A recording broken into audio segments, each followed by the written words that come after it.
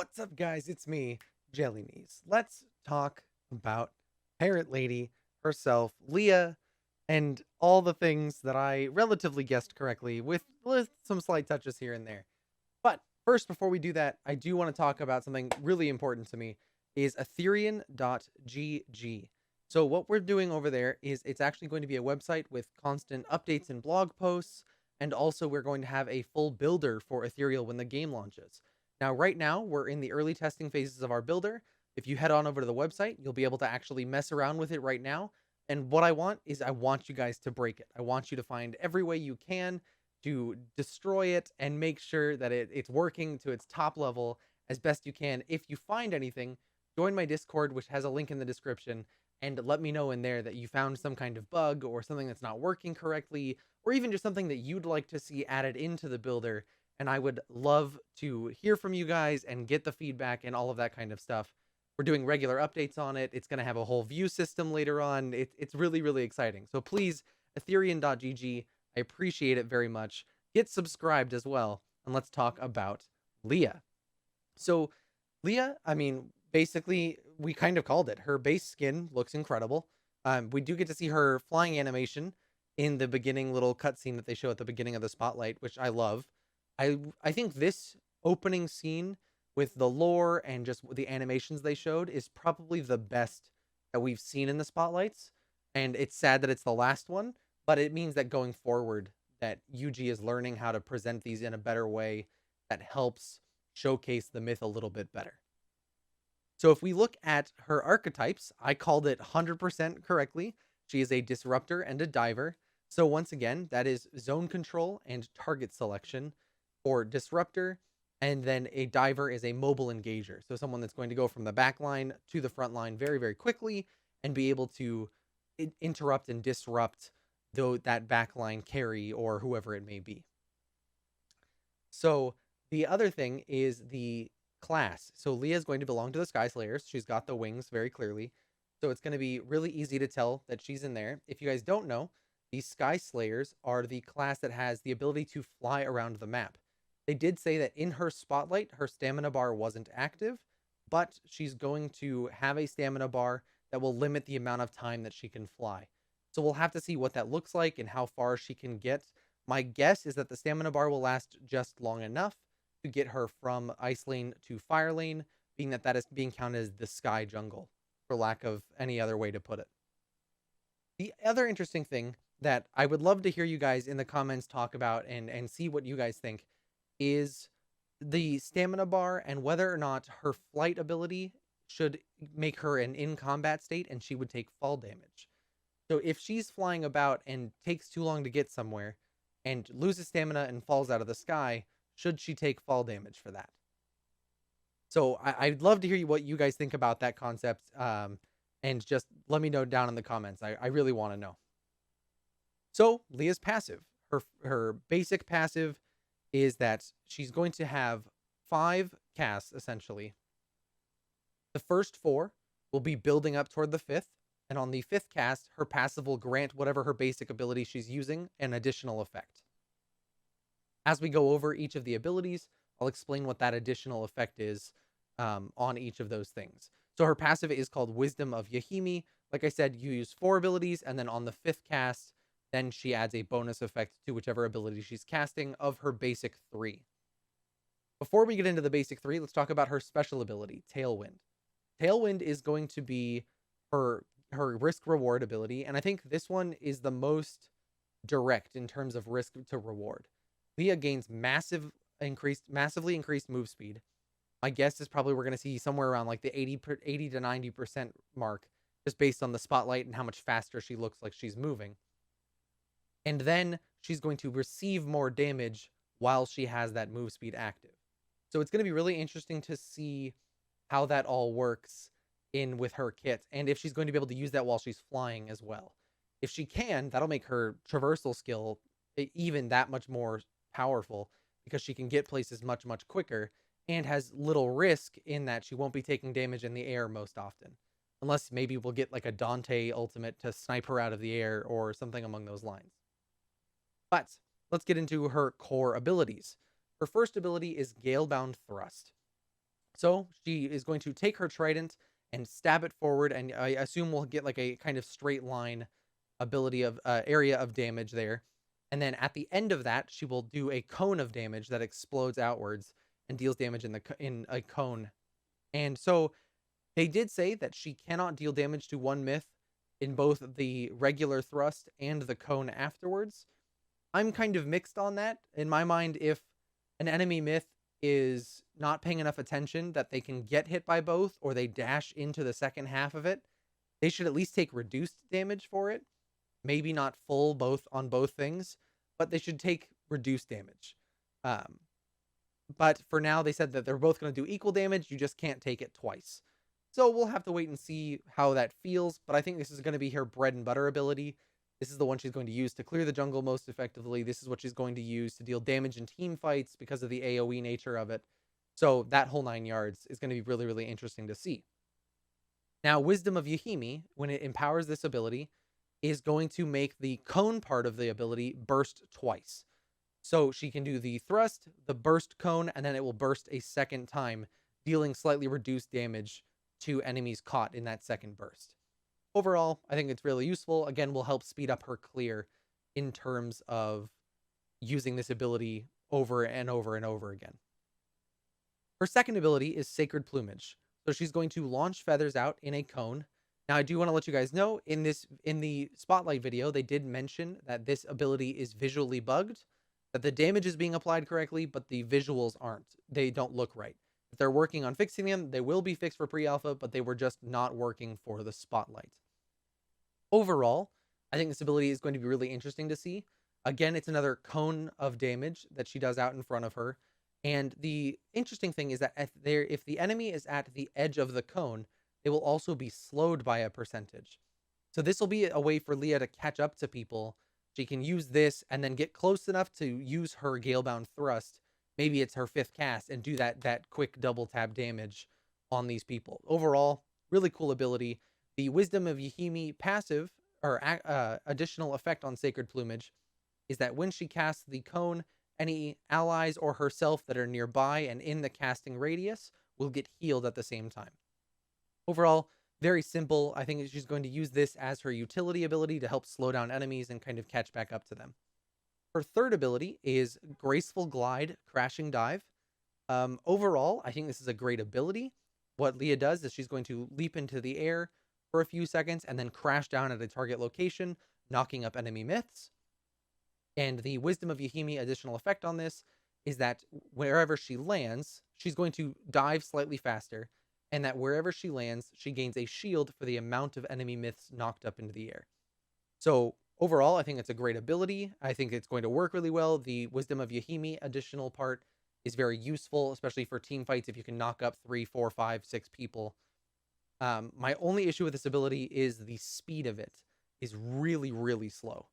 And I don't see a world where enemies can't just jump out of the way of this ability. I know that UG said that they are going to speed it up, but it'll be interesting to see how much that speed up is, and if it basically is required that you use her Wisdom of Yahimi passive with this ability in order to make it just fast enough to actually be useful most of the time. Now, arguably, one of the strongest abilities we've seen out of all of the myths we know about so far is Leah's ultimate, Windstorm. So Leah casts a large tornado and sends it out in a straight line in front of her. It goes a set distance, and then it automatically returns back to Leah. Or she can recast to recall it back early. What this does is this tornado will deal magic damage to all enemies hit. It will knock them up on the initial going away cast. And then as it's coming back to Leah, it will pull any enemies it touches back towards her. So essentially, this ability is going to deal damage twice and do CC twice and give CC to enemies twice in an AoE. And that's absolutely bonkers. So I'd imagine it's going to have lower damage, but the CC is going to be very high, or the CC is going to be very, very quick, and it's going to have relatively high damage for the amount of people she can affect at once with it. Overall, really, really cool ability, and Wisdom of Yahimi does not affect this ability at all. Now that we've gone over all of the abilities, I do want to talk about Wisdom of Yahimi. Knowing that it only applies to her basic 3 abilities, being Galebound Thrust, Sacred Plumage, and graceful glide crashing dive.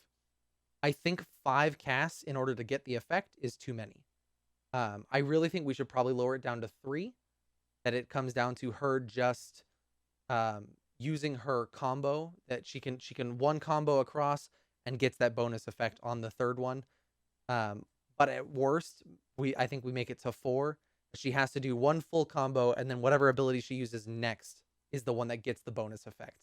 So overall, that's really the one change I'd want to see on her passive. But I love her kit. I love her design. Overall, she looks absolutely incredible. We do get to see her Desert Queen Leah skin, which I actually really love. Again, I think it's going to be something that I probably purchase and then use back and forth between that and her base skin. And at the end of the spotlight, we see her flying around the map. We kind of talked about this briefly already, but I kind of want to mention it one more time. This flight lets her get really high into the air and essentially kind of look down below at a lot of things. And I'm really curious to see what UG does in balancing her view distance. Because if she can fly above the map and essentially become a UAV, then she'll be able to see enemy myths in their jungle and call it out to her team, or potentially have them show up on the mini map, which is potentially really, really strong and could cause the Sky Slayer to just become a roaming ward because they have that kind of vision capability. So I'm really curious to see what UG does with her in that regard overall, and I hope that they find some way to balance it out. I do really like Leah's kit, and the other interesting thing that we saw in her spotlight is Grognark, which was kind of a surprise. I expected that we were going to see Dante be the punching bag, because he was the only myth who hadn't been that punching bag quite yet. And instead we got Grognark. So I don't know if that means we're going to see something about Grognark soon, or if he's going to be the first of the non-initial 7 to be released in the pre-alpha, or what any of that means. But it'll be really, really interesting to see what comes of that. Toward that end, if we compare Leah to Grognark's size, they did say Leah was scaled up slightly too much, so she will be slightly smaller, because she should not be that large in comparison to probably one of the largest myths we're going to have in Ethereal, at least in terms of the 15 that we know about. But guys, I appreciate you hanging out, and I do want to talk about our builder real quick. So if you want to see an example, hang on a couple more minutes and I'll go through a full build with you. All right, guys. So here we are on this site, Ethereum.gg. This is where my builder is going to be hosted. Now, I've been working on this for a couple months. I do have a team that's helping me in the coding side and the front end design. We are going to be pushing updates to this, so this is not the final version by any means, but this is the version we want the community to be able to get their hands on first. So we're going to start the build out very simply. We have our build title, Dante has arrived. We're going to put him in the fire lane, put Dante, and we're going to select which background we want for Dante. So we have right now his base splash and his first skin. When Leah comes out on Friday, we will have her information, and so the builder should be updated, and you'll be able to make builds for Leah as well on Friday. But let's go into our items. So the items tab, we are actually able to add and remove item sections as you guys would like, label them whatever you would like. So in the first one, we have starting items, first, back, and then we have our core item build. So if I open the core item build here, I can select whatever I want. It adds it in. It tells you exactly what the gold prices are. And then at the bottom, if you want to explain why you're taking these items, you can say Dante really thrives off of a crit build. So we'll just leave that in there, and it'll show up again at the very end of the builder. So then we go through, we have the loadout stats. Now these stats are our best guess as to what to expect from each of the loadouts. So what you can do here is you can select which primary tactic you want to use: assault, demolition, protect, or reinforcement. For Dante, we're going to stick to the assault class. And then we can choose a secondary combat tactic, which is one stat from any of the other tactics. So in this case, I think Dante's most likely going to thrive from some critical chance. So we can go through in here. We have 8 points total. We have the different point costs being denoted at the top here. And we can go through, and I want 1 attack speed. I'll say I want, let's see, 4 critical chance. I have 4 points left. So I can do 4 lifesteal and 4 penetration on my build. There it tells me exactly which of the stats that I have, and we can proceed on to the next step. So in Ethereal, you're going to have 20 levels from what I've been told from the developers that were kind of helping me design some of this and get the right information going in. You're going to have 20 levels split amongst your 5 abilities. Your right mouse button will have a automatic skill point put into it at level 1. So what we've done here is we've graded this one out because you will always have that skill point. Now, in addition to at level 1, you will gain 1 skill point to put in either your first, second, or third ability. So in this case, what I want to do is I want to go to Go Long, put my first ability in there. Then I'm going to decide that I want Capsule of Thunder as my second ability. At level 3, Evasive Maneuvers as my third. And then I'll go back and put the second level into Go Long. At level 5, you unlock your ultimate. So I'll put 1 point into Say Hello To. Now we can kind of go back as we like. So I'm going to go back and kind of max out my Go Long ability, put the maximum 5 levels in there. At level 9, we upgrade the second skill point, the second level of our right mouse button ability. So we're going to stick 1 skill point into there. And now that we have Go Long maxed, we can start maxing a second skill. So at level 10, 11, and 12, we're going to put those all into Capsule of Thunder. At level 13, we have another skill point unlocked for our ultimate. We can put the final point into Capsule of Thunder. Then 15 and 16 can go into Evasive Maneuvers. Our 17th level can go back into our right mouse button. And 18 and 19 will be Evasive Maneuvers, again, maxing out that skill. And level 20 is our final point into our ultimate. So we can see we have all the points laid out here for you. And if you ever forget how many this skill has as a max, or which levels the right mouse button and the ultimate are unlocked, we have that all on screen for you as well. Now, if for whatever reason you mess up and you want to change a skill or decide to change it, you can either click the box again and it will deselect the level you chose, or if you click any of the other levels, it will automatically move that point to the level you click on. Either way is fine. Then you can also go down here and say Hello To is the best. Bam, there we go. On to the next step. Now we have our threats and synergies page, which is not quite done yet, but it's hopefully going to come out in one of the first updates that we get on the builder here. So there you're going to be able to say that Leah is really good with Malaya and that they really synergize together. But Leah really struggles against Dante because Dante's range just gets to her. And so you're going to be able to select all of that and describe the interactions and break it all down once this page is up. So for now, it's coming soon, TM for all of you. Then we finally have our preview and publish page. So at the top here, we see the background that we chose. We have Dante has arrived, when it was created, and the lane that it belongs to. Then we have our items, starting items, first back, core item build. We have the notes here that we put in for the core item build, just explaining what the build is going to be good for, our loadout stats, and then finally our ability order. So for now, this is where the builder stops. The plan for us is to go into the future and and we're working on a way for you to submit builds to the website. What you're going to do eventually is you're going to be able to browse through other people's builds and say that because you're playing Dante, you've never played Dante before, you want to look up a build, you'll have the ability to do so right on our site. But for now, guys, I do want to get this out to you for you can start messing around with it, start building your own myths and the items and all of that stuff. We're going to be doing regular updates. If you want to be giving feedback or reporting any bugs that you guys encounter, I highly suggest you join my Discord in the description below, and we'll have separate channels in the Discord for you to report any of those things to, ask any questions. I'll be hanging out there a lot once this goes live, which is actually right now. If you're watching this, the builder's live right now, so check the description for that as well. But I'm really excited to have this out to you guys for you to see it in all of its glory. And I really can't wait to see what kind of builds you guys come up with and for you guys to see some of the updates that we have in the works. But overall, guys, thank you so very much for hanging out through this long video. I know it was a long one. I appreciate if you stuck it out here to the end. If you did, please hit subscribe. It helps me out a ton, and I will be providing updates on the website, all the myths, all of that kind of stuff. But for now, if you want to see all the Ethereal content I've made, click that button right over there. If you want to see something just for you by YouTube, right on the other side. To get subscribed, click the icon above my head, hit the subscribe button, get the alerts on so you never miss one of my videos, and I'll see you guys in the next one.